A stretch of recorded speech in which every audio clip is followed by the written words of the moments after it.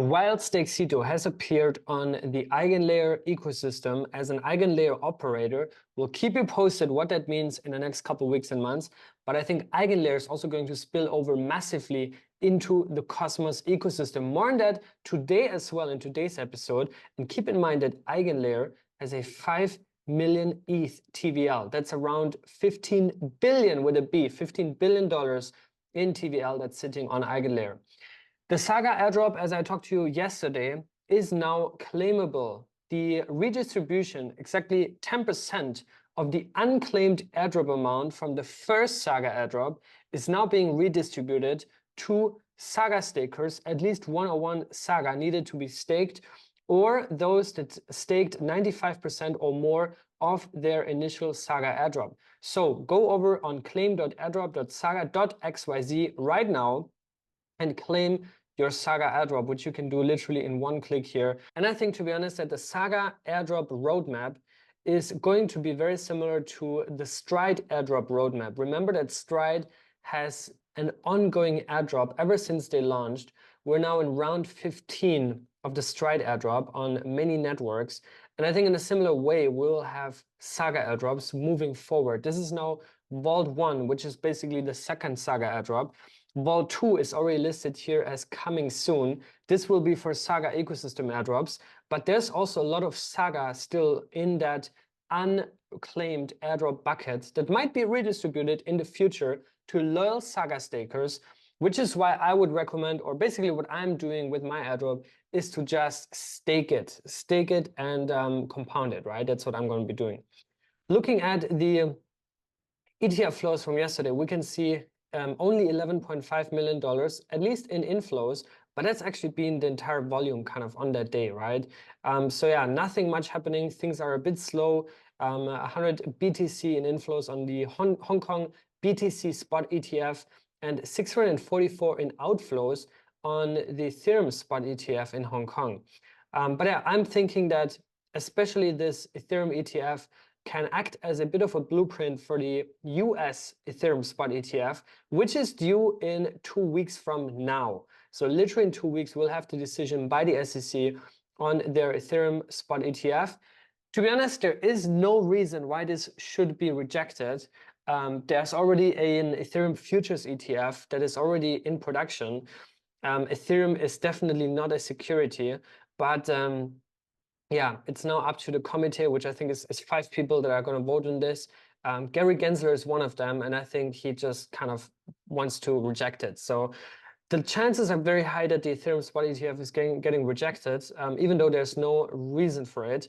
But yeah, the SEC just doesn't like crypto, and they want to do everything that they can until the last straw that they have to reject anything that they can. And with that, obviously, they're also pushing out crypto innovation from their own country, which is shooting in their own leg because crypto is unstoppable. Anyways, looking into the price movements today, nothing much happening. Still red, still on the downtrend. You can see most coins are down. Akash AKT, the top gainer, up 11% almost, around $5, which is very nice, to be honest. So Akash Network, one of the top gainers, is now also a $1 billion plus chain that's in production, a full-on Cosmos chains like all of these projects here. And I'm saying that because there are now some discussions on Twitter about being Cosmos pilled, about Cosmos culture and Cosmos this, Cosmos that. Xiao came out here and made a tweet. After spending more time digging into the chain abstraction meta and the app chain meta, I'm officially Cosmos pilled. Chain abstraction, IBC is probably one of the best bridges out there. Cheap, fast, secure settlement. You don't need to understand the underlying tech to know this. You just need to use the product. Fully agree in that. And also IBC has been in production for 3+ years. While bridges, centralized bridges, collapse left and right, IBC has been battle tested through this time, right? Think back of May 2022 when Terra collapsed, our biggest chain by far, $40 billion plus, that chain alone, when it collapsed, and it didn't affect the uptime of IBC. It didn't affect and didn't collapse the rest of Cosmos, right? I think the Cosmos architecture, when it comes to app chains and when it also comes to IBC as an interoperability standard, the Internet of Blockchains has really proven to be resilient, has proven to be the right path, right? While other assumptions have been disproven by the market, right? For example, Polkadot's Canary Network thesis, right? Totally proven to not be viable, to not be necessary, to not have a huge use case, right? So I think while in the bear market, a lot of these theses have been disapproved, Cosmos has actually seen the opposite, right? So this post made a lot of waves on Twitter, and people like Smokey the Bera came out, who's also been here on the channel, by the way. We did a Cosmos stream in late December last year, where Smokey was on. I also met him here in Dubai. I met them also at the token event that happened recently.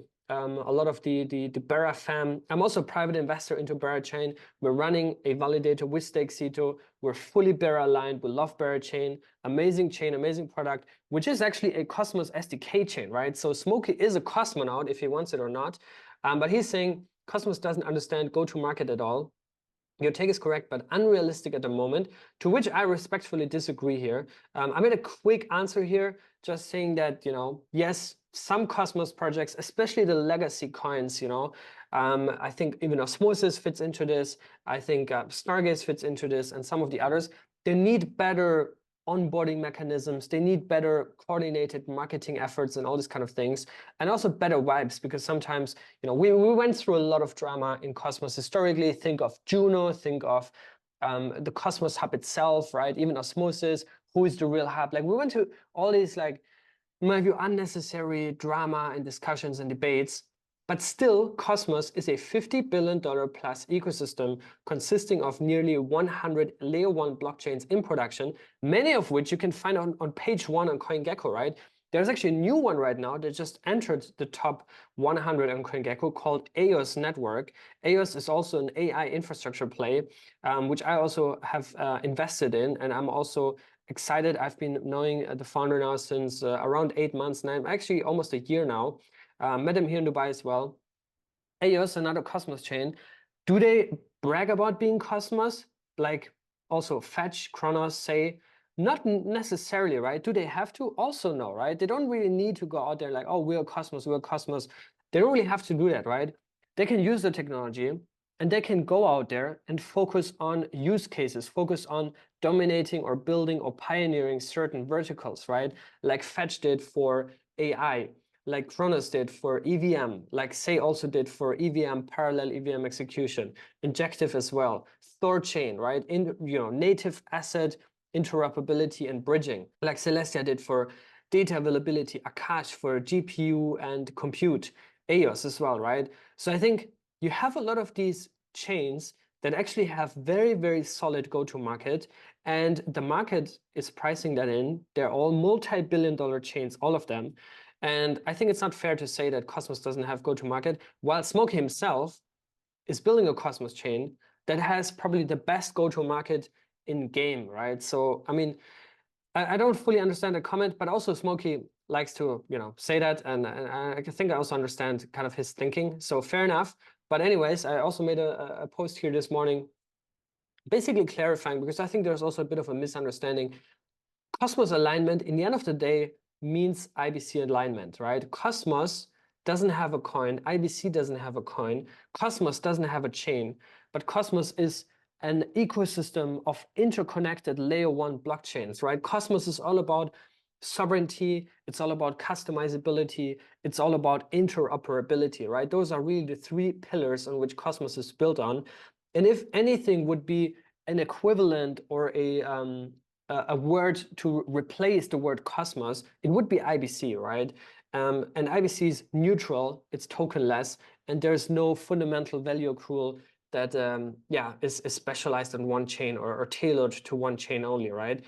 People mistakenly think that the Cosmos Hub and Atom represent that, but the Cosmos Hub and Atom, while obviously being the first chain in production to bring Cosmos technology to the market, bring IBC to the market, bring the Cosmos SDK to the market, bootstrapping all these communities through airdrops, Osmosis, Celestia, Dymension, Namada coming up, Saga, you name it. We got like 50 plus airdrops over the past 3 years for staking Atom. So Atom not only bootstraps the technology, but also bootstrapped the community. It's still only one of the sovereign competitive layer 1 blockchains in the Cosmos ecosystem, right? It has no special privileges. It's at best a voluntary shelling point in the ecosystem. We talked a lot about this here on the channel with core contributors, builders, and tech advocates, right? Like Sunny Agarwal, Jack Stampolin, Zaki Manian, even Ethan was on the channel a couple of times, even Jaquan was on the channel a couple of times. We talked a lot about that from a higher philosophical level and the role of the Cosmos Hub. So I think the OG Ceto audience, you guys, you're probably aware, you understand that, right? You understand that Atom isn't Cosmos, right? Yet we also always have to kind of repeat that. In my views on the entire crypto industry as a whole, all these hundreds and thousands of chains is then in the end of the day, even monolithic chains, fat protocols, even they are app chains in the end of the day, right? Bitcoin is an app chain for money. Ethereum is an app chain for general compute, right? A general purpose smart contract platform. That's an application, right? Focused for a certain category of developers, right? Solidity developers versus JavaScript developers versus Rust developers, right? You have all these different verticals and buckets where in the end of the day, those are all app chains, right? They're all app chains and they can all become Cosmos by just enabling IBC compatibility, right? And I really want you to understand that and also zoom out and understand Cosmos as a whole, right? Understand Cosmos as an ecosystem, which is highly successful, $50 billion plus ecosystem with over 2 million monthly active users and 300,000 daily active users. That is IBC users, right? You can also check that here on mapofzones.com. 91 zones here that are being tracked. There are a couple of more actually that are live. $46.55 billion market cap of all these chains combined. And you can filter and see here really, you know, 250,000 daily active IBC users. And you can see here daily active users on some of these chains, right? Those are not IBC users, but like active chain users on that one specific chain. Dymension, for example, has 40,000. Cosmos Hub, 23,000. Celestia, 20,000. Osmosis, 20,000. Sentinel, 18,000, right? So I think it's not really fair to say that these chains don't know how to go to market because there is a huge user base of Cosmos people.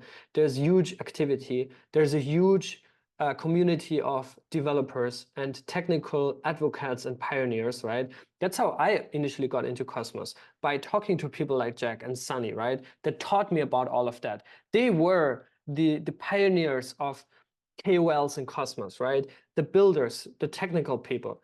So I think what Cosmos actually needs to continue, you know, growth and to continue attracting more and more developers is more coordinated efforts on the communication side of things, right? Less drama, which to be honest, I think considering that, for example, the Cosmos Hub forked, right? Atom 1 by Jaquan, that forks away a lot of that drama because to be honest, a lot of the drama was actually happening around the Cosmos Hub, also Juno, Prop 16, you know, all that old baggage. But I think a lot of this is over and past and behind us. And I think now there's a new path forward for the next generation of Cosmos chains, right? And we actually have already some of them in production. Kronos, Fetch AI, Thorchain, I already mentioned them to you, DYDX, right? They don't go out there and say, oh, we're Cosmos, we're Cosmos. They're just focusing on the product. They focus on product, user onboarding, and doing their own thing, right? So I think Cosmos is now entering the next phase. And I don't think it needs a rebrand or anything to attract more mindshare or to be more hyped. I think this will naturally happen as more builders like Smokey are joining Cosmos without bragging about it, right? But they're still under the hood. They are all IBC aligned. They are all Cosmos SDK aligned because they're using that stack. They obviously inevitably have to communicate and talk to other builders in that ecosystem and make sure that that tech stack is sustainable, resilient, and yeah, around for the long haul, right? So yeah, I think this is yeah, there's interesting projects lined up. Obviously, Berachain I mentioned, Babylon definitely going to be a big one. Ether stake for also Aggregator restaking. And if you visualize it like that, I think it becomes very clear that Cosmos is all about IBC, the tokenless, leaderless, and neutral protocol that connects everything, right? And we already have IBC in production, connecting the Cosmos ecosystem, obviously natively baked into it, Solana through Picasso, Ethereum through Picasso, Polkadot through Picasso. And Picasso really is a very underrated interoperability hub that is bringing IBC everywhere. In development, we have Polygon, AVAX, BNB Chain, Optimism, Near Protocol, and many, many more, right? I also know for a fact that other multi-billion-dollar chains are looking to integrate or enable compatibility with IBC as smooth as possible, right? So this is all coming, and Cosmos really is a bet on IBC, right? Now, switching gears a little bit, talking about the Cosmos Hub, which, by the way, Minscan needs to fix here. This is not Cosmos, but Cosmos Hub here. They write it correctly here, but not in the headline. Anyways, Cosmos Hub, there is a huge roadmap item that is coming very, very soon that could make the Cosmos Hub the most innovative shared security platform, and with that, probably the most attractive place to launch your blockchain in the future, right? And yes, I'm talking about the Babylon integration to the Cosmos Hub, where we now have a clear technical specification published by Jihan, who is the lead engineer at Informal Systems, the core maintaining organization on the Cosmos Hub, that is working on integrating Babylon's Bitcoin staking protocol to enable compatibility so that in the future, Bitcoin holders will be able to delegate to Cosmos Hub validators and will earn rewards. And this is a big game changer for the Cosmos Hub, which now evolves into a security aggregator chain. And the way they're building this right now is that this could be a blueprint for EigenLayer on Ethereum, so that the Cosmos Hub could also aggregate other sources of security. And this would not only mean that the Cosmos Hub is a very attractive security source, but also the fact that we're now enabling BTC staking and potentially also ETH restaking means that you might have a lot of projects that are more philosophically aligned with ETH or BTC, so an Ethereum L2, a Bitcoin L2, whatever, that they might want to choose to launch on the Cosmos Hub because now they also have this asset alignment, right? And they might not want to primarily align with Atom, but they might want to align with BTC or ETH, right? And they just come from different communities, right? This is also an onboarding funnel for new developers, new projects, right? We talked a lot about Lorenzo protocol. Jian also mentions that in this post here. And yeah, how they could land such builders that are not native to Cosmos, not native to the Cosmos Hub. They don't care about Atom in the first place, but they care about BTC security, right? And the Cosmos Hub enables that. The big question is now, how does Atom capitalize on that? Obviously, number one, from a narrative perspective, it's a security aggregator chain. It's on the pulse of the innovation, right? From a positioning and marketing point of view, which, to be honest, is probably 90% of why the market cap is going up, is all narrative and all marketing. But also, in terms of the economic flywheel and value accrual. So consumer chains could say, hey, we want to allocate 75% of our rewards to our own native token holders, 15% to Atom security, and 10% to restake Bitcoin. But what they're proposing here is also to say consumer chain rewards going to Bitcoin stakers, so the 10% here, for example, would also be subject to a small tax which goes to Atom holders. So basically, building a business model around that shared security concept, security aggregation, that accrues value for Atom holders, right? And I think this is the right path for security as a service from the Cosmos Hub. Alongside, we also have liquidity as a service, which is another product that the Cosmos Hub is going to offer. And I think that together is a very powerful combination. Babylon itself is almost ready to launch. They will have a phased rollout of their protocol. And the Cosmos Hub is going to be the first, or at least one of the first chains that they will be working with to integrate that, right? That's it for today. I hope you enjoyed the video. A bit more of a philosophical high-level overview of what Cosmos actually is, why IBC matters, what app chains are, and all these kind of things. But yeah, that's it. I'll see you guys tomorrow. Don't forget to claim your Saga airdrop. Like and subscribe. I'll see you then. Take care and be good.